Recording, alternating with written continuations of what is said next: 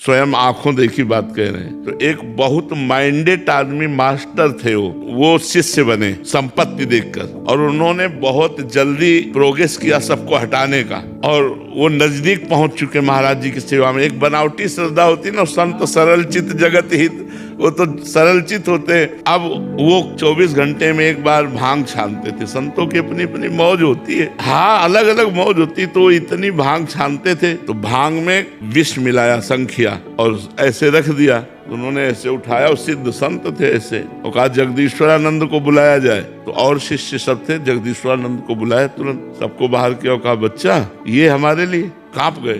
तो उन्होंने खप्पर में घुरा और हरिओम पूरा पी गए। उन्होंने कहा कि अरे गुरु जी, बोले पिलाने के लिए तो तूने रखा है। और 7 दिन पद्मासन में बैठे रहे, और रोज बुलाते उसको, कहते देख तेरे जहर का कोई प्रभाव पड़ा, देख तेरे जहर का कोई प्रभाव। और ये कोई नहीं जानता था। 7वें दिन कहा अब मैं अपना शरीर अपनी इच्छा से त्यागता हूँ, तेरे जहर से नहीं। जो ही उन्होंने संकल्प किया, पूरे शरीर में जहर फैल गया, पूरा नीला शरीर पड़ गया, शरीर छूट गया। उस व्यक्ति को देखा गया कि जैसे पानी आता है और दरारें पड़ जाती है ना मिट्टी में पानी जाने के बाद, ऐसे शरीरों में दरारें पड़ गई और मवाद चूने लगा।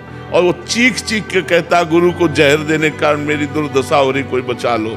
चिल्लाता रहता रात दिन, पलकें ऐसे फैल गई, मवाद निकले।